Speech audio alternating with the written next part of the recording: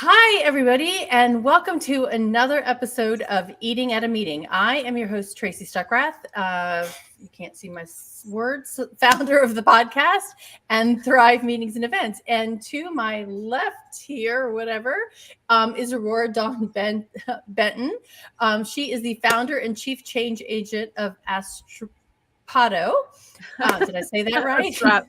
Astrapto. I know I've said it before, which means to illuminate, and her mission is to shed light on social and environmental issues in hospitality, travel, and events. And to Aurora's left is Molly Crouch. There you go. Who is the corporate director of sustainability at Sodexo Live. And just based on this, we're going to have fun today. We are here to talk about how to embed sustainability into the event planning process. And that is, I don't like us that way. I like us this way. It's really kind of hard. And Aurora and Molly, the three of us have been working on this like tangentially, for a couple of years now. And Aurora, I met you up in Baltimore. Molly, that was actually one of your venues, was the Baltimore Convention Center at the time. But it really is, how do you embed it? Sustainability, all right, that's a big open question. But sustainability has been around for a while. So how do we do it in little pieces so it's not so daunting? Ooh, little pieces. Molly, you want to take the first? How do we do it in little pieces? I think honestly, it's recognizing that it is something that needs to be put inside everything that you do. So many people are sustainable at home, right? They go out of their way to make sure they're recycling their batteries and their light bulbs and their electronic waste and making sure they're splitting their trash up. And then they come to work and it's like being on vacation, I suppose. All those things kind of tend to go away. They don't think to apply what you're doing at home to bring it to work. And so I think some of it is just rethinking what we're doing in general. And that, just because I'm sustainable at home doesn't mean that I can't be sustainable at work. And just because maybe my work is the most sustainable doesn't mean that my clients coming in aren't concerned about being sustainable. And so I think for me personally, it's just introducing the idea that it's not a foreign concept. It's not your home life versus your work life. It's all one piece. So I don't know. How do you feel about it, Aurora? Well, I think that it's important to understand that little changes add up, right? So it's easy to think like, oh, there's this little thing, right? Because you asked about it being broken down into smaller pieces. And I think sometimes it's easy to think of sustainability as like, you have to have this like transformational, life-changing, lightning moment and all will be different, But sometimes, a lot of times, most of the time, sustainability is making little changes that add up, right? So it's, if you're doing a big plated event and you have preset water and preset bread and preset butter and preset dessert, it's looking at that and saying like, well, how many pieces of bread is reasonable? How big of a slice of cake should that be? Can we get, 20 slices out of the cake instead of 15 or whatever, whatever the case may be. And just realizing that when you multiply that by 100 people, 1,000 people, 10,000 people, event after event, it really does add up. So I think if you want small things to matter in sustainability, my advice would be to write them down, whether it's a piece of paper on a wall where you're just doing like tick marks, or whether it's weighing something, whatever that looks like. If you start to measure those small things after a month, 6 months, a year, you have some pretty impressive numbers. Well, and that reminds me of a picture I posted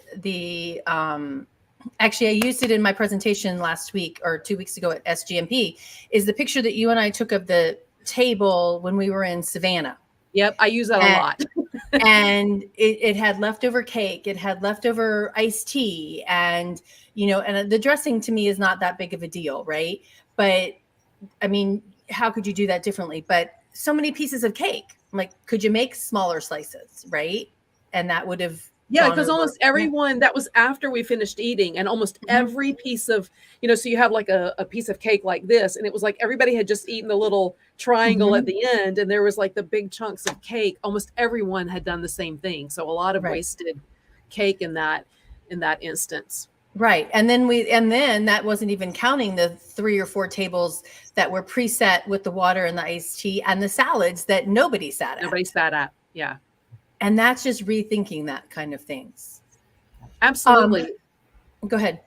Well, I was going to say that was part of the gist behind this presentation that Molly and I did a couple of months ago at Cater Source, and that we'll be doing again at the upcoming NACE educational event in Orlando later this month.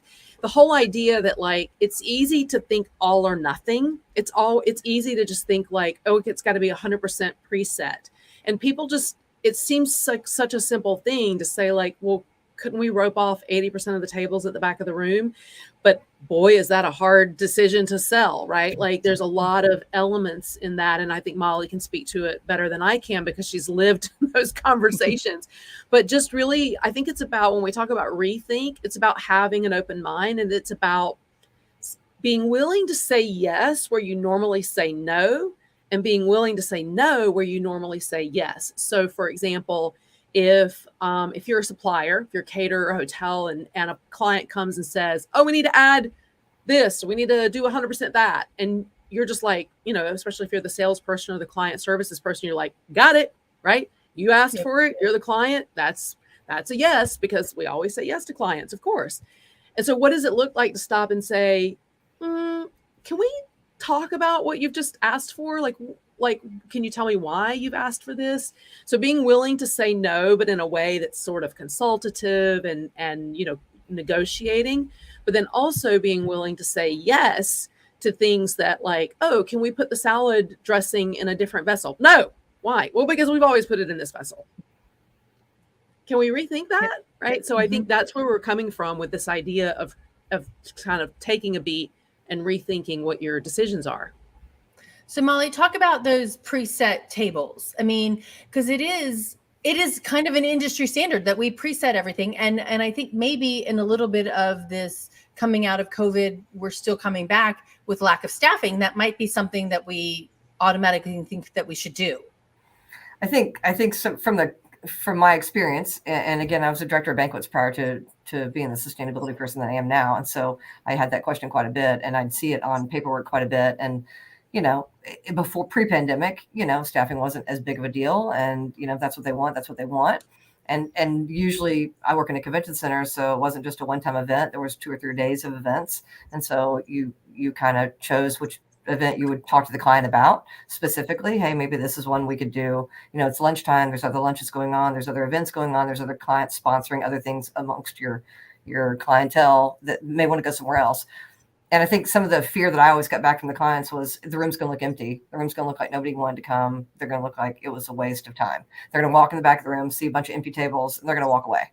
And I think that was the general fear of the client. And so, fast forward to now where sustainability is more important. It's more intertwined in everybody's events and everybody's thinking. It's not such a foreign concept to bring up. So I think from the operator side, we just need to know that the client is going to be willing to have those conversations, because a lot of times they aren't willing, and they feel like you're trying to, I don't know, get something off on them, or what I mean? Like try to, save food because you're not going to put it out. And it's like, no, you've paid for the food. We didn't buy the food for anybody else but you. You've paid for the food as your food. The food is here. We have the ability to have the service staff be able to service you, because what's already been preset allows the servers that are out there to have a little bit more extra time. So I don't really need to fully staff the back part of the room, because I've already got servers that are going to be available because they've already preset the front half of the room. And so I think just having the conversation, but a lot of times they don't want to hear it, because they think about it from the speaker's perspective as well. And the speaker's going to be staying on stage and a half full audience, and they're going to go, gosh, I don't know if I want to speak here again. I thought it would be a sold out room. It's just a lot of things that the communication from us to them is one thing, but from them to their client, to their end client, is the whole another piece. And I think that's some of the things that we've been trying to talk about. Aurora and I have been trying to talk about, not only from the sales side of them coming to a convention center or a special event facility, whatever it is, and talking to them then, but having that notion for them to be able to go back, because by the time they get on site, there's not a lot of chance for them to go back and say, hey, we were thinking about making a small change. Even though it sounds like it's a small change, it's how it's communicated. And so if somebody's not familiar and doesn't have the right words to say it, it could be a disaster all the way around. So I see it both sides. I want it to change. And I feel like staffing and labor is something that can help it get there, but we've got to give them the right tools and the right words and the right phrases to make it sound like a positive thing, not like we're trying to take something away. Exactly. Well, and I think that brings up too, is like, okay, let's rethink the room, or knowing your numbers. right? Knowing your history. And, you say you've got 900 people registered, right? Do you really know that 900 people show up to your event, right? And depending on where you are, I mean, Orange County Convention Center, which is where you used to work, right, is you've got a lot of walking things to go, a lot of restaurants to walk to, especially if that dinner is not mandatory, right, and even, or if you were in Vegas or whatever, but you have to know your numbers, and maybe you put the entryway not in the back of the room, or you put the unpreset tables on the sides, right, because ideally you want everybody in the front of the room, not in the back. Yes. Yeah. But again, from a guest perspective, they want to get in the back of the room, eat the meal, and then sneak out, so then go catch another session or be early to the session that they wanted to see, or go back down on the show floor for that 10 or 15 minutes. So there's a lot of different reasons why that happens in a convention center environment. In a special event facility where you're doing like a wedding, for instance, is a different story. And, most people have already sent in cards, but then you get a lot of no-show still at that point. So what do you do with a no-show? And so I think those conversations of what to do with a no-show is really so that you've already had that conversation, so that when it comes down to it and they come on site and they go, you know what, I think we're going to have a lot of no-show. Because, very rarely do people put out, unless it's an extra charged event, very rarely is it part of a registration that says, I'm going to come to the dinner, if the dinner's included within the package. If it's a separate buy-on, then yeah, absolutely. People have bought on for $160 for the dinner. They're pretty much probably going to come. But the ones that, are just lunch on the show floor, that's a totally wide open anything. Could be anything. I'm going to an event. Actually, I'm going to IAVM, and I was just looking up to figure out if I needed to buy the full 4-day package deal at way too much money. And I shouldn't say that because there's probably somebody from IAVM listening. Or should I buy a day event, right? And I realized I'm really only going to be there for the day, but the day that I'm buying is lunch on the show floor. So what does that mean to me as the attendee? And I'm a catering person. I'm pretty sure it means subcontractor carts out on the show floor, and I'll just go up and buy whatever I want to buy. On my own dime, so it doesn't mean I'm going to get a free lunch on the show floor, even though it says lunch on the show floor. So again, it's how communicated, and then what is the end result? All you had to do is do a rollover of information. I would have rolled over and went, oh, okay, it's cash and carry. Exactly. Maybe I can make plans with somebody else. I've got Tracy and Aurora, the same thing. Maybe we'll all go out to lunch. It's the first time we've seen each other in a long time, blah, blah, blah. There's a lot of different ways. So I think the communication from the beginning, because again, this show is 2 weeks from now. I just got on yesterday to buy my ticket, and really probably didn't need to buy a ticket, but we have a booth on the show floor. So eventually I'll want to go to the show floor to see our booth, of course, and visit the other folks that are there. So I think just how things are communicated from the very beginning, and what is your intention? Is your intention to have everybody there? Then rethink the meal and what you're going to do and how you're going to say it and how you're going to advertise it. Well, also, I think part of this is that we still have an analog mindset in a digital world, right? Like it's possible to collect information more, closer to the event through event apps. There are ways to collect different kind of information that can inform your decisions. Because I know the pushback that some planners might have is like, well, if registration's open for 6 months, that's a lot. That's, a lot can change in 6 months, right? In terms of like who registers and like when are the numbers due? And it used to be that those numbers were due early for one reason. Now with supply chain, it's, even more, right? Yeah. That those numbers need to come in early. But still being able to use digital technologies, whatever that looks like, finding a way to capture that data a little more real time and be able to make adjustments real time. Right. I think that's challenging right now, but if the theme of this is rethinking requires breaking things and rebuilding them sometimes, and breaking things hurts. People don't like to change. And so it breaks some of those mindsets of, no, we can't do this because, like, well, let's break down each of the no's. If this is a no for a supply chain issue, what is the item we're ordering? Why is it a no? Is there a replacement? Is there a way to communicate and sell that in a nice way, like Molly's saying, right? So I think it's just about breaking down those no's and looking at, like, where is technology a solution? Where is it attitude? Where is it training? Where is it? There are different ways to solve. All of this is solvable, right? But we just tend to lump it all together into one big problem that's really seems insurmountable. But I think that's, again, breaking it down into smaller bits makes it more it feels a little more approachable. Like in this And event, digestible. let's solve this piece. Yeah, like let's solve the which tables to leave empty problem this event, and next event let's solve the other the next problem. Right. Well, and it does take a lot of rethinking. And Molly, that cartoon that you were showing us before, the card that your dad sent you, of the cats, right? And read what the card says, because I can't. It says, "Okay, who's thinking outside the box again?" I mean, and that's so true, right? And but that was pooping, but yeah. Outside the cat box, right? Come on, Right, exactly. But it is, and in Aurora, I mean, I love the idea of using using the app, which we got to get people to download the app, to ask them a question, saying, "Hey, a week out, hey, what's your plans for lunch on this day?" Right? Because you could order more food trucks if more people are coming, or you could. I mean, that to me, that's an easy solution. Molly, back of the house, you might not be able to get the supply in to order if a whole bunch of extra people are coming.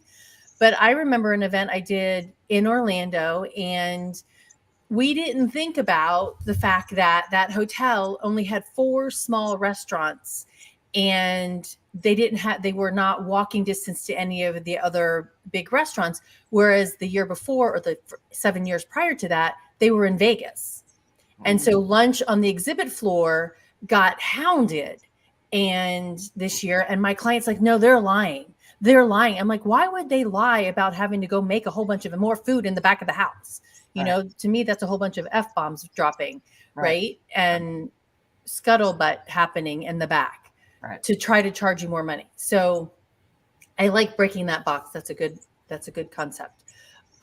So Aurora, there's a question that you had prompted me before. I'm going to move you over here, Molly. There you go. Oh, wow. Wow. I feel so much better now. You're not in the corner. I was nervous about that. I didn't want to say nobody puts baby in the corner, but I didn't want to say it. So, I'll put me in the corner. What role do supplier sales teams have in this? Because I think I get a big pushback from them, as well as CSMs and catering convention services managers.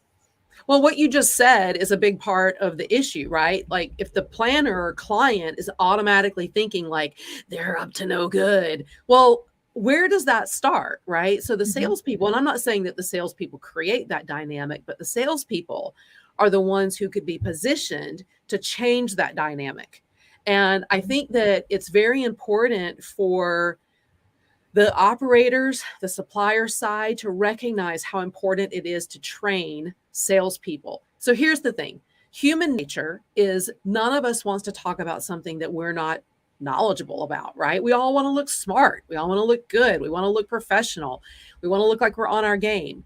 And so if you ever talk to a salesperson, especially salespeople, because their job is to sell things. So they want to be able to talk about the stuff that they know, the shiny objects that are really easy to sell.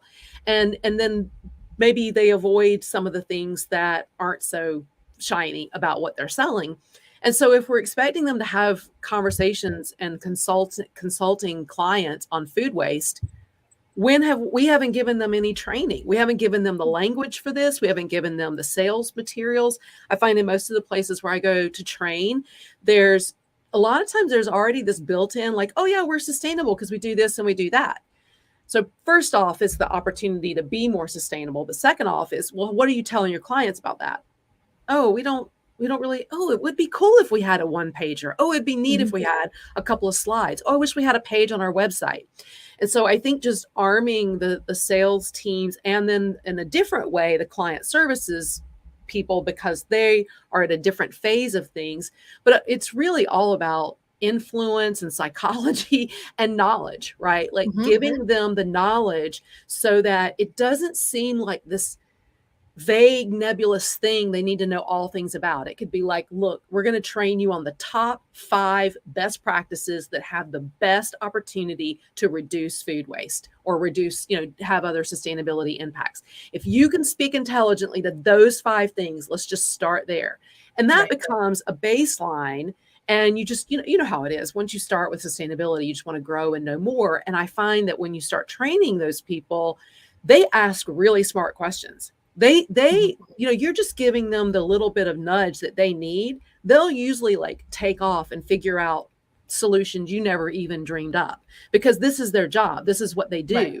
And they want to solve problems. That's part of why they like being in those kinds of positions. So I think we just have to give them a little bit of a foundation and some of that terminology and how to combat some of the objections they're going to receive. And then I think from there, we're going to see a big change. Well, and I think one of the stories that you told me, put me in the corner, was a salesperson that you recently met. And he's like, well, what do I know? And then you just asked him, well, do you have a donation partner, food donation partner? And he's like, wow, he needed to go back and ask. He didn't know. Right. Like he was doubting the role his team it could play in food waste reduction. And so I just asked the question, well, let's start with, can you tell me about your hotel's donation program? And he had no answer, and he got it immediately. He was like, I see what you're saying. Mm-hmm. Yep. We should probably know how to answer that question. Right. Exactly. Well, yeah, because to me, and I just got a client just sent me the proposal from one of the hotels, and it's in Seattle. And I mean, 2-3 pages were all about their sustainability practices. And I'm like, book this hotel now. I mean, just because I've never seen that actually in an RFP answer. That's great. It was really well done. So, but it's a journey. And you mentioned, when we were chatting before, it's like, it's a journey doing this. It's little tiny steps. So Molly, do you have an example of a client that took this journey, like with Sodexo Live or the convention center, on how they saw the changes over the course of a couple of years or events? Yeah, so we do have a client. I won't mention their name because I'm not really sure they'd be excited about me doing that. So I won't do that. But we do have a client that comes to us very regularly. They come every other year, and they have for quite a long time. And their company is another food company, and they're not very well. If you go into their stores, you may or may not see sustainability, front and center. Kind of depends on where you are in the world. If you go into some of their stores in other countries besides the US, then you certainly will see it a little bit more in the front. And so the answer was, we always do our annual conference in Orlando.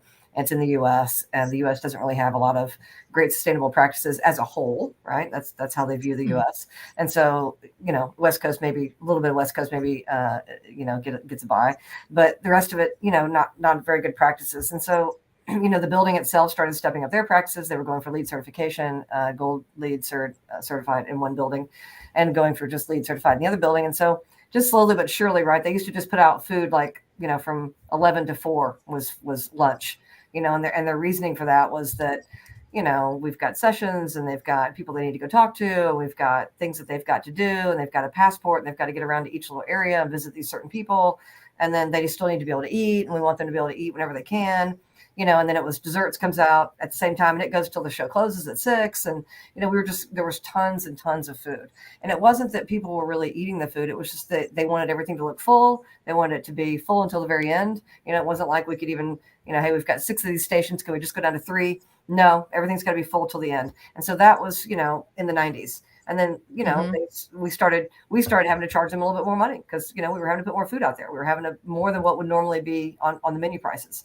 And so, that got their attention a little bit. So they started cutting back just a hair. Okay, maybe lunch doesn't have to be 4 hours. Maybe lunch could be 2.5 hours, like most normal people, or 2 hours. And so, just making those small changes. And then it got to, we're going to guarantee per type of buffet. So they do 8 buffets. They do 2 of each type. So 4 concepts and 2 of each one. So 2 Asians, 2 Europeans, 2 Mexican, whatever that might be. We're going to do 2 of those, and we're going to order per station. And so they would change the way that we did the tastings. And so they were tasting food that was more bite size, more seeing the elements it was going to be served on, more seeing what the table was going to look like. In other words, you could fill it up with decor.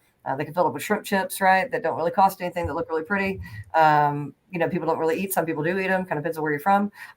But they started recognizing that there was ways to still make it look the way they wanted it to look, and still, cut down on food and food waste. Mm-hmm. And so, from the buyers, from our side, from the operator side, you go, no, there goes our budget, right? That's one of the first things that our higher ups go, hey, they're going to buy less. No. They're going to buy just the amount, the same, but they're going to buy what they really want. They're going to buy what they really want, and they're going to be able to focus on the items that they really want. And so we got really the menu piece down pretty good, the guarantees and the 70 to 65% of what they would use of their total to get their guarantees, taking a little bit more off of for breakfast because, if they had a party the night before somewhere, people aren't going to make breakfast in time. They really started thinking about their food service. I mean, we were trying to get them to think about it as well, but they really started going, oh, we already have the answers. They're right here in our registration. We already know. We know bus counts. We know from people on buses, we know how many are going to show up. We know how many routes we have, how many hotels we have. We know what's going to happen. We know how fast we're going to circle them, all that stuff. And then they started moving into the waste side. And so we want to try to compost in the front of the house. A lot of our venues do over in Europe. It's something that we feel like we could do.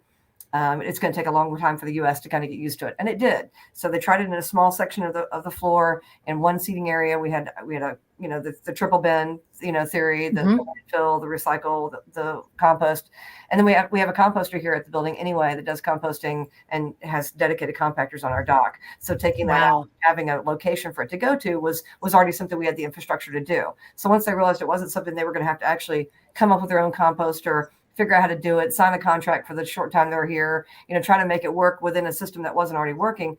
They were like, wow, you already have it. Okay, great. Well, now we need to figure out how to get our guests to actually do it. And so this past time that they were here, they actually built a sustainability recycling hub on the show floor. And cool. They got with the decorator, which is one of the larger decorators that is used in the industry, and said, hey, can you build us one of these things? And they said, yeah, I guess, and weren't quite sure what it was. It ended up being kind of a long piece. It had a counter in front so that as our bussers were bussing the tables, they brought it over to the counter. All those folks that worked in there were volunteers from the show. They were, relatives of some of the folks that did registration. They were relatives of some of the folks that did transportation, the folks that got a free chance to come to Orlando. Right. So, I mean, who wouldn't do that? Even if you weren't going to make any money, you still got to go to the theme parks because they did, events, and you have to, be there and see their show. And so the trays would come, and they had full separation. They had, a place for liquid dump, a place for food, a place, and all their packaging. They'd gone through all their packaging, and everything was compostable. They did everything they could do. They even got a straw that was compostable, which was outside their spec, for what they serve across the rest of the world. And so, they put their work in behind the scenes to realize that everything that's going to go out is going to be compostable. The food, what they're eating it in, it's all going to be compostable. So, and then they used reusable trays, right? So our folks would bring it over to the table. It would get sorted correctly. And when you walked right behind the facade, talked about recycling and what recycling can do and how much recycling they've already done, and gave a lot of cool stats about, energy saved and this saved and carbon and just a lot of really cool stuff. So that waste piece was really brought home, and it made by the fourth day, because they're here for 4 days, by the second really day, folks knew that their waste was going over there, and they would get up and, follow the server, hey, I want to see where it's going. And come over. That's cool. Talk to the folks that were there, and the client had, ambassadors there that were there just to speak of what their efforts are across not only the U.S., across the rest of the globe, what they wanted to do here, why they're doing it here, what message they're trying to send to the rest of their attendees. And their attendees are going to take that back to their homes. And when they have their smaller regional meetings, hey, if it can happen at the big show, for 15,000 people, then there's no reason it can't happen for my 3,000 people here in the Midwest, for instance. Right. So it was that is awesome. Home. And so the other piece of it was that they looked at the food items. So they serve their own food, and then we supplement with our own food. And what we find is that they actually eat more of our food than they do theirs typically, because they eat theirs all the time. But the goal of it, why they do it, is so they can taste new menu items from across the world, across the country. Hey, they serve a different kind of burger in England. Here it is, give it a try.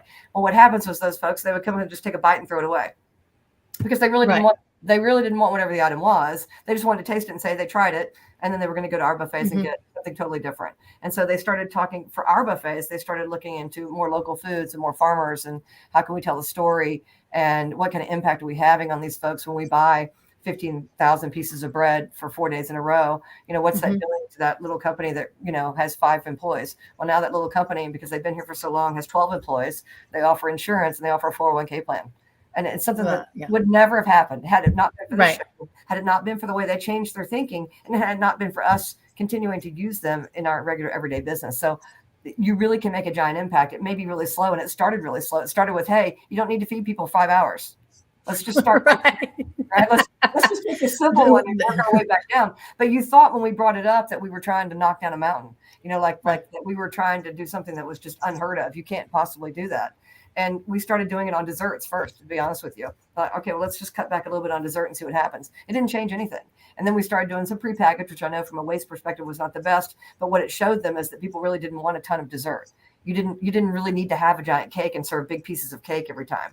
You could have a smaller piece of something and still make it work. And we could do cakes in a smaller little compostable cup for them to be able to have a little compostable spoon sticking out of it. And then they could walk away and then be able to compost that. If they didn't eat it, it's okay. Everything was going to be compostable. So it's just the changing of the thinking and what you envision. Because a lot of people envision, I need to see tall cakes. I need to see a 12-inch cake standing up on the table, 15 layers of cream cheese and carrot cake. And it doesn't have to be like that, right? That's not what the purpose of the show is. That's maybe a purpose for a certain show. It may be a suite in a stadium or an arena. That's the thing. And they've ordered a giant cake and here it comes, it's somebody's birthday, but it doesn't have to be that way for a regular everyday event. I think that was just the changing of their thinking and the changing of the guard. So it was a grassroots campaign because above wasn't really going for it. And below didn't really know. So the middle is what made the difference. And the middle got the above to buy off on it and say, hey, the guests are not unhappy. They did post-show surveys, and everybody was happy. Everybody thought it was great. Everybody enjoyed the variety. They enjoyed not seeing the food sitting out there for 5 hours, believe it or not. Well, and that's a whole nother thing. It's like, we don't need to graze for 5 hours, right? And my God, we already have an issue of, obesity in our society. So let's not push that too. But the three of us also saw a chef at Cater Source, who used to work for the Georgia Cobb International Galleria, Cobb Galleria, and he has since left. But I mean, just what he did. I mean, Molly, the story of you, the small farmer that's now giving 401ks and whatever. I mean, he helped his farmers in Atlanta area do the same thing. And he saved his company. I don't remember how much money he said he saved. He's like, let me do this so we get out of this contract, right? And it helped a lot. It builds trust.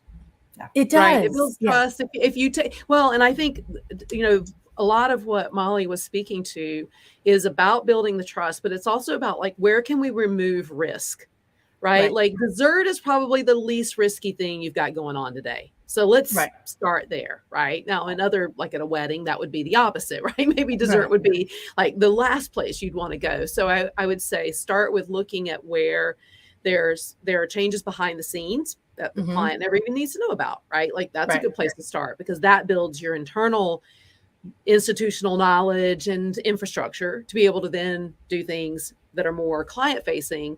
And again, starting with the things that remove the risk from them, right? Like Molly said earlier, the food is here. We have the food for you. There's no risk that you're not going to get the food.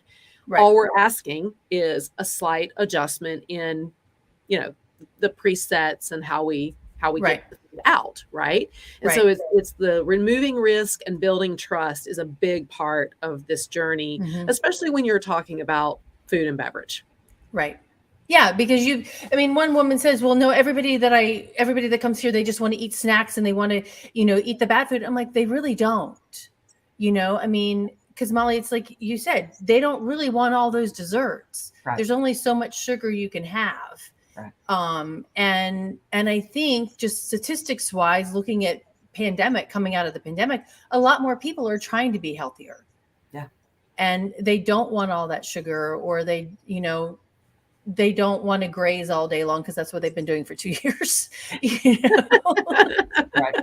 Right. Well, and then kind of just bringing on, I was reading some stories this morning about the supply chain and the whole issue with some countries are now putting blocks on the food that they're exporting. Right. And so we really do need to rely on those local providers. And granted, in Florida, you probably have an abundance of local providers that can feed the size of a convention center food. Right. Whereas here in North Carolina, where I am, we probably don't have that many small farmers that could potentially do that. But I think we need to rethink of where we're sourcing from. Too. Well, and also if we're statistically wasting 30 to 40% of our food, then that means we're buying 30 to 40% more of ingredients. We're taxing the supply chains to provide food that is going to end up in the garbage. So Right. I think when we talk about the supply chain issues, not only should we have a buy local conversation, which I'm always, a fan of that. I could talk about that all day. But I think we also need to have a portion conversation and a menu design conversation, right? Because especially when you're looking at like your higher end proteins or certain ingredients that people like one of the things that the chef that you were referring to mentioned is he was talking about blueberries and that it was a bad year for blueberries in Georgia. And so he was just trying to get blueberries off the menu because it was they're expensive, they're hard to find. But people, that's like oranges or bananas, like people expect them, right? Like there are certain things that people expect to have year round. And so it requires some flexibility, but it also requires maybe rethinking, can the blueberries maybe be a topping versus like the main piece of whatever it is, a pastry or a dessert. And same with like meat, the slices of protein, the portion sizes that we tend to see and expect are especially when we have multiple proteins available on like a buffet or action stations and such. It's when you add it all together, it's a little bit like who can eat that much? And especially if depending on the service style, you can always say like, well, go back for more if you're still hungry, right? But you have to kind of offset that with like how many people didn't even finish the portion because it was just cut too large. So I think that's another piece is just like looking at portions and overall menu design. And I think related to that, kind of going back earlier about an analog world, I find that so much of the information about portion sizes or how many pieces of bread should go on this table or what size bowl are we using here and there, it's all in like someone's mind. A lot of that stuff is not documented. And so it's hard for us to be able to like then take waste data and compare it to these other data points, right? And that can get complicated. So I'm not suggesting that we drown ourselves in data, but when it's not written down somewhere, when we can't really get access to like factual data, accurate data, then we're just relying on like, right? And so I think that's another thing that we have to rethink in light of the supply chain issues that we're facing. Well, and it reminds me, I keep changing all of our views here because I'm just having fun. It reminds me of an event I did last December, and my client said her client does not like to see the bottom of a bowl, right? And he's got a lot of money and he doesn't care. And so she's like, if 2 scoops come out and you can see the bottom of the bowl, then we got to replace it. And I'm like, and of course I've come on site and I didn't know any of this until I come on site. And so how do I, in a COVID environment too, how do I say, chef, I need smaller? To me, it's like put out smaller bowls. So you're really not using as much out front, right? But rethinking that whole process so that it is, how are we serving it? What are we doing it so that it's not wasting so much food front of the house? Because, at that point I didn't even know anything about composting from that. Right. So, and, but it's kind of just breaking it up and rethinking it. How can I still serve to the level that you want, but without wasting all of the food? Yeah. Well, and that goes also back to the original conversation around the sales piece, right? Like if you've got a client like that, it's hard to push back. Right? Like, this is the way I want it. I've got the money. I don't care. I don't want to have a conversation. And there are a lot of clients like that, right? Depending on maybe the type of clientele you serve. And in fact, I was recently surveying as part of a project I'm doing some venues and hotels about like the sales teams and where food waste comes into play. And we even broke it down into sort of it depends based on, is it a corporate group, a private, personal group, like a wedding or a party?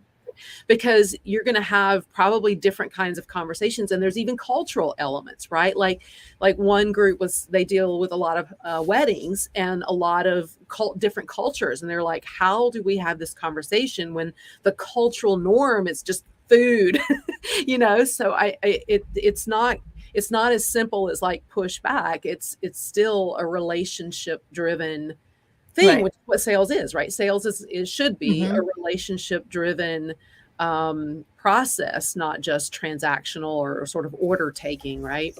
Right. So I do have something to add on that. So it kind of depends on the venue you're in, right? And the size of the group that you're bringing. But some of the ways that we've addressed it without being able to address it on the sales end, or the salesperson said that they tried and it just didn't go over well, and the client didn't really want to talk about that. They want to talk about other stuff. At the tasting opportunity is when you can take that opportunity and go, okay, well, they wanted me to make, a bunch of all these items, like let's say there's 6 of their main protein items, right? So then you make half pans of each one and you go, I can make it this way, which is how the menu states, or I could make it this way, which, and then you have the chef is there on site to explain what that means if they make it a different way. And so some of it, hearing it directly, it doesn't matter what I say as a former banquet director or as a CSM or as the salesperson. When the chef is standing there and saying, this is what it's going to do, and the first thing that the client thinks is, that's going to cost me more money. No, actually, it's not going to cost you any more money. I'm still going to make the same amount of food, but we're going to be able to save it at the end easier. I'm going to put it in smaller portions. I'm going to put it in smaller half pans. I'll put it to the side. We're talking about doing these deliberate donations now, which is thinking about food donations prior to an event. Because again, like I said earlier, you've paid for the food. That is part of the contract. You've paid for the food. We're not going to short you on the food. Please hear me loud and clear. If there are folks that are out there shorting you on food, then they clearly have alternative motives, right? So, and you need to be really clear on that prior to making an assumption or making an accusation, because 9 times out of 10 the food is there. It just may not be right where you can see it. Even if you walk in the back of the house, go show me the hot boxes, and you count it all up, there's still a hot box in the kitchen that is waiting to pull that last bit of food out and put it in the hot box. And just to clarify for anyone in your audience that may not know why we're hammering this point so much, if the food goes out, and it's not eaten, the only destination for it is compost or landfill. If it doesn't go out, it can be donated and it can feed either staff or local families. So that's the big reason why we are really dwelling on this point of having the food but not serving it, because that changes the destination of the food and the impact of that food. Right. There are. Yeah. And it's a good clarification. So thank you. So yeah, when I say there's still food there, there's still food there. It's just that, we had 35 buffets open. So as an intelligent and labor conscious, manager, I'm going to close as buffets as I possibly can and get all the way down to the center, when there's time to be able to do it. I'm not closing while there's got 20 people in line. I'm going to close as we keep moving. And as I go back to the back and the chef says, hey, I'm down to 2 pans, I'm down to 3 pans, I'm down to 1 pan. Depending on what it might be, what the item might be. So we're trying to get ahead of that and go ahead and put that stuff in like aluminum foil pans before it actually gets in the oven even. So when it comes out of the oven and we put it in a special hot box, and we continue to temp that throughout the time frame in which we are required to do by HACCP procedures, which are hazard analysis critical control point is what that stands for. That's a certain time frame in which the food has been cooked to where it can be served. And so that's a 4-hour window. And so, if we haven't served it, we are able to take it back upstairs and blast chill it and then put it in a cooler and call some of our local folks that have transportation of their own to be able to come pick it up when it's convenient for them. So we're not at midnight trying to change pans over into to-go pans. We're not trying to call somebody and get them out there at midnight. We're deliberate donating as kind of thinking about it on the front end. And so one of the clients I thought would be so excited about it was not as excited. Which is the same client I was talking about earlier that did the compostable and recycling center on the show floor. They were not excited about it. But I have another client coming in September who couldn't be more excited about it. And so it's like, go for it. We're all in. We're all in. We want to know if you're able to donate. We want to know how much you're donating, because we can think about that for next year. She's the one that wants to pull the bacon out of her little omelet thing, so that she can have just a little bit of bacon on the side if somebody wants it. Covers certainly religious issues, other kind of issues. And then if people really wanted the bacon, it's a smaller bowl of bacon. And so she had them do that for the tasting. And I think our guys were really kind of didn't understand it. So there was a giant bowl of bacon, like a bigger bowl than we would have ever even put in the omelets that we were serving, like way more bacon. And so again, it's a learning curve for us on the backside as well, because when she says pull the bacon out, to us, it's like, oh, they want more bacon. You know what I mean? They need more bacon. It's not enough bacon that's in there. And if we put too much in there, it'll taste bad. But then people can add their own bacon on top. Because heaven forbid nothing served with bacon. Right. So it's a learning curve on both sides, though. Because that was the client's idea. Hey, I'm gonna hold the bacon out, and I'm holding the bacon out for a reason. I've got religious issues with some of the folks. I've got other concerns. Pull the bacon out. So we gave her this giant bowl of bacon, which is not what she wanted. She wanted like a little display cup of bacon, right? So again, it's a little bit of, and she told that we had a meeting that same day, and I didn't even see the breakfast, right? I wasn't even there. She was doing a sustainability meeting, came in to meet with her, and she said, this is what we're thinking about doing. And she told me what had happened at the breakfast. And I was like, well, did you mention that to the salesperson as to why you were doing it? She goes, I did. Like, okay, well, when you received your BEO, did you see anything on the BEO that denoted to the culinary team that is what the purpose was? And she said, well, I didn't look.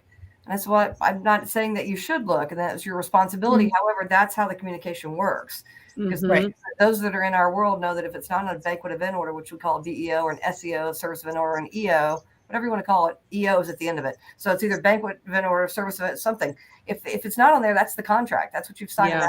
The contract. So the chef is going to follow that, period. Mm-hmm. And so it's about communication. So she told the salesperson didn't know what to do with that and just put it on the BEO as a bowl of bacon. Well, it was 50 people. So they put a bowl of bacon on there for 50 people. And again, if there's more training for salespeople to be conscientious of food waste and understand some of the possibilities, they're gonna instantly be like, oh, I see what's going on here, right? And maybe even be able to be consultative and say, like, well, what would you think if we did it like this or like that versus like bowl of bacon, right? We want the sales team to be able to give the clients more interesting options so that sustainability feels like you're adding to versus taking from what you're doing.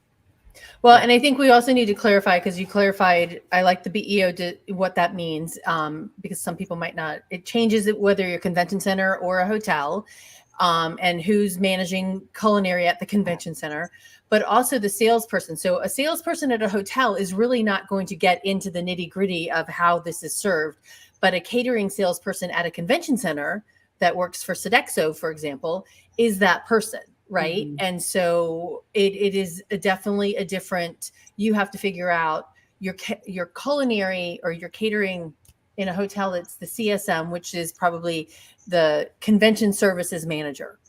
And that's that person. So you have to make sure that you're talking to the right people, but your hotel salespeople should know how to sell the sustainability aspect of your event or at least plant the seed. At least, right? Exactly. You know, like it's you talked about early, like using the word journey. I would also say like it's a little bit of a baton race, right? The salesperson's going to start off, and you want a nice handoff to culinary, to the client services team, so that there's like this seed planted and culture of this is stuff we talk about here. Right.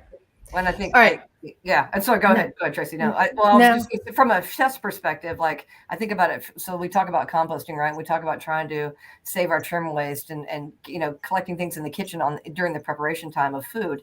And so I was complaining to one of our senior chefs about that. And I said, they've got to start recognizing that they are generating food waste at their station and not just one trash can. And she goes, oh, no, Molly. No. We were taught that in culinary school 30 years ago when I went to culinary school. We were taught that. We had the 3 bins on top of the table. We had 3 bins, this, and this. And I go, okay, cool. What was the bin for the food waste for? What was for food waste? Okay, cool. Was it for composting? And then she got really quiet. What was it for? It was to teach us about food cost. Oh, about food cost. Oh, okay. I got it. Well, that makes all the sense in the world then, doesn't it? I mean, so don't tell me 30 years ago they were teaching you about compost. They weren't. They were teaching about food cost, which as a chef is super important. So when you had a bucket left of crab claws, of crab meat, because you weren't good enough about peeling your crab claws, they added that up and said, here's what you just cost yourself for the evening. You're going to need to now raise the price on those crab specials that you do because you don't know how to clean your crab correctly. And so it wasn't about the food waste and where it was going. It was about the cost of what they just threw away. Oh my God, that's so huge. Yeah. So the thinking of it is so, because from a salesperson, right? Let's say I'm the salesperson and this lady told me she just wanted a bowl of bacon. And let's say she explained to me why she wanted the bowl of bacon. I wanted to pull it out. Not that many people need to eat the bacon. There's a lot of people that don't eat bacon. I don't want to offend anybody. I'll still have the bacon there if they want it, but it's really just for what would have gone in the little bitty omelets, the little individual omelets you're going to make. So if the salesperson went up to the kitchen or found the chef and said, here's why I'm putting a bowl of bacon on here. She doesn't want a bowl of bacon for the 50 people. It's not about that. It's about how much bacon would you have put in those little omelets. And the chef may go, Molly, it's not going to be a lot. It may not even be, it may not even fill this cup. I go, well, then that's what you put out there. And if they need more bacon, then we address that with her at the time. But that's what you do. What would you have done? If you need to chop the bacon up and put it there, just don't put it in the egg mix and then drop it in the bowl. Because I guarantee you it's less than the giant bowl that you just served her. And she's the one that's wanting to save food cost and save on food waste. And there you've gone against what you said you were taught, which is that food cost. And so it was a revelation to me too, Tracy, because when I looked at her, she was very argumentative, almost back at me, like, oh no, we were taught that in culinary school. You don't understand. Okay, cool. Well, then walk me through it. We had the 3 bins, blah, blah, blah, blah, blah, blah, blah. And I waited till she finished talking, and she, the chef put her arms up. That's what chefs do. And they're done talking. And so when she got done, I said, okay, well, was that for composting? Was that for food waste, to reduce your food waste? And like dead silent. Because I knew it wasn't, but I wanted her to have to say it. And she said it was about food cost. And that's huge. So that's right there. It's we've always done it this way mentality. Right. That's why rethink is the theme of what we've been talking about, right? Because if you're on autopilot and it's just the way you've always done it, then and especially in the kitchen environment and the way culinary schools are run, it's a little bit militaristic, right? In terms of there's a hierarchy, that's why kitchen is run efficiently. Well, and it creates an efficient environment, right? But it also creates an environment where it's sometimes, and not across the board, but it can be sometimes, like we don't, this is the way we do it. Or like when you talk to a line cook or a sous chef, it's like, well, why do you do this way? Because chef likes it this way. And sometimes it's like it's almost like it's a policy, almost like this is my job description, only because one dominant personality has sort of said, this is how we do things. Right. Exactly. And so again, it's rethinking that. Right. So, and thinking about, because we use the word yes and in the description of this session and doing it, but Molly, with you talking to her, it's like, yes. And you learn that. Yes. And yes.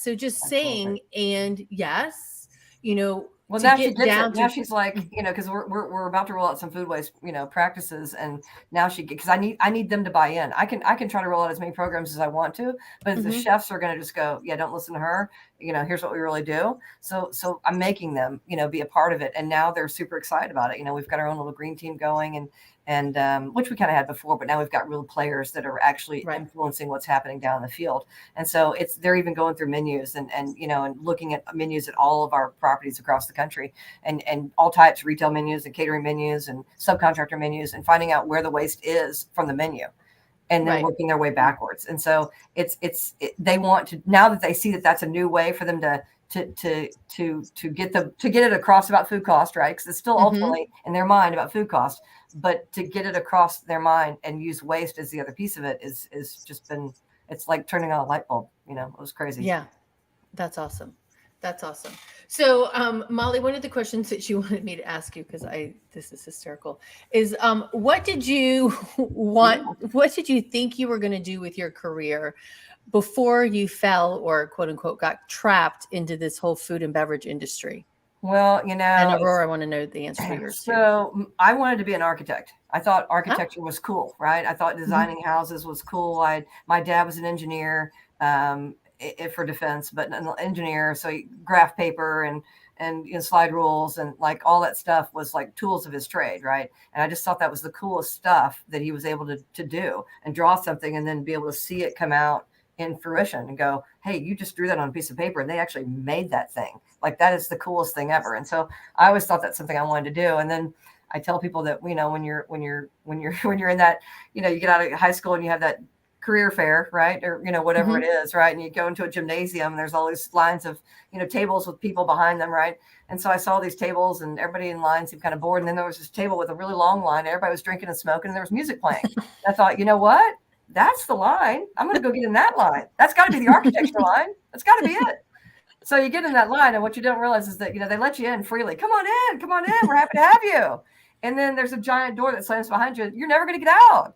And you go, but I want to do something else. Too bad you're in food. Because the more you write your resume and the more you try to hide it in your resume, it doesn't matter. They go, so you really serve food is what well, yeah, but I do all these other things. And so I wanted to be an architect is what I wanted to be. And so Well, I think you Molly, are. that is crazy because that's what I wanted to be when I was in high school. That is insane. That is so crazy because I ended up thinking like, well, maybe I'll be an interior designer instead. Never mind that I have no eye or talent for art and drawing, design, painting. I don't know what I was thinking. And that didn't last even my freshman year. And I quickly found my path, which is business, and I'm fantastic at that.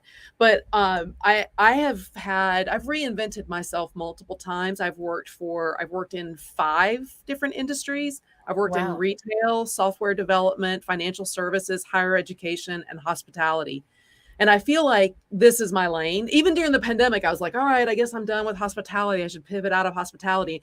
And the industry was like, no, they don't let you out. You can't get out. You're right, Molly. The door closed behind me.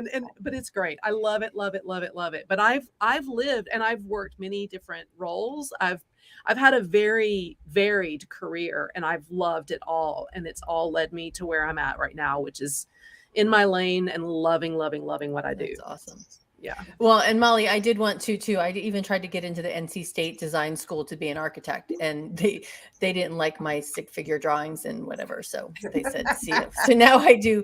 Then I became an event planner. It's funny because in my director of banquet world, I would take a show floor map and I would draw where everything was going to go. Draw where my buffets are going to go. Get approvals. Get it drawn on the the decorator's diagrams. So I ended up still getting to do that, drawing out even a buffet and where the shapers are going, what utensils you need. I still ended up getting to do it. In fact, I've still got all my little, That's a really cool thought process around it because it is. You still get to do it. Yeah. And I think you also architect, I'm verbalizing that word, the sustainability process, right? Absolutely. And I think that's really cool too. So, all right. So my gosh, ladies, we're at an hour that we've been chatting. So I love it. The 3 of us could talk about this for days on end, and we do. So one final question that I want to ask before we leave both of you is, what does a safe, sustainable, and inclusive dining experience mean or look like to you?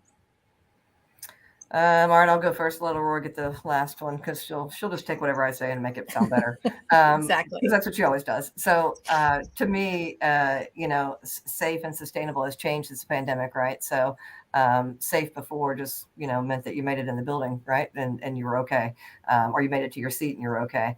Safe now is different. So I think just for me, I think and I use the Hard Rock slogan when I put this to you, but like the love all, serve all concept and recognizing that everybody is there for a different reason and everybody has different feelings about certain things, and that takes nothing off of you to try to help them feel more comfortable. And so I look at it as, if something will make somebody more comfortable, then is it really hurting you in the process? And then, from a food perspective, I look at it as trying to keep those carbon miles down, right? Trying to keep the transportation miles down, trying to keep the food as close to the ground, to your table as you possibly can. And then helping those farmers along the way. So to me, that's what I consider a sustainable event. How about you, Aurora? Awesome. I guess I would have to say that I probably think a little bit more of the inclusive and sustainable aspect from the perspective of the location. So sort of honoring the local terroir, the, flavors and the people of the area, and making it sustainable beyond just your building and your event. I think that's a big part of it. And I guess a way that I would say kind of loops all of that together is just transparency, right? Mm-hmm. Like if you let people know how the food is safe and how it's inclusive and how it's sustainable, if you just reveal the details, I think that goes a long way, right? Because a lot of the stuff we do is already safe, because you technically you shouldn't be able to serve food if it's not safe, right? Right. Mm-hmm. And I get that your definition based on your personal experiences, Tracy, it might be a little bit different, because safety can extend to, allergens and things like that. But again, transparency. If you know the ingredients, this isn't a problem, right? So I think that I would like to see more communication to guests about what they're eating, where it comes from, why it's special, how it's made. And again, this goes back to that digital piece. When you go to most food service, you see little paper signs right in front of the food. And I'd love to see more digital presentation, whether that's through an app or on monitors or QR codes on websites or whatever, so that people have more of a live engagement with what am I about to eat? How is it prepared? What's the farm it came from? You could just do so much with just even a 30-second video about the food that you're serving. And I get that does add some labor and technical skills and things, but I think that it could go a long way for creating the safe, inclusive, and sustainable food and beverage. That's awesome. No, I mean, I think it incorporates all of those. And I just read an article recently about rice in North Carolina and South Carolina. And there's a couple in Western North Carolina that's from the Far East that's growing rice there based on their practices. And then you've got the rice down in the Piedmont area, the coast of North Carolina, which is the gold, and that came from Africa. And so I think that would be a really cool story to talk about the rice of the region, because you don't think about that. So absolutely. Yep. And Lynn Wellish was on here and she's like, so much to learn and teach my students. Yes, ma'am, there is, but do it make it a journey. Don't throw it at them. And then Jess asked what hotel I was talking about earlier. And it was the Hyatt Regency Seattle. So shout out to them on their RFP for my clients. So anyways, but thank you, ladies. Stay with me after I end this broadcast. But everybody, thank you for tuning in to the Eating at a Meeting podcast. We're right here every single Wednesday at 12 o'clock. And you can find us on Twitter, Facebook, LinkedIn, and YouTube. And then also on the podcast platforms. So until next time, stay safe and eat well and have a good day. Bye. Bye.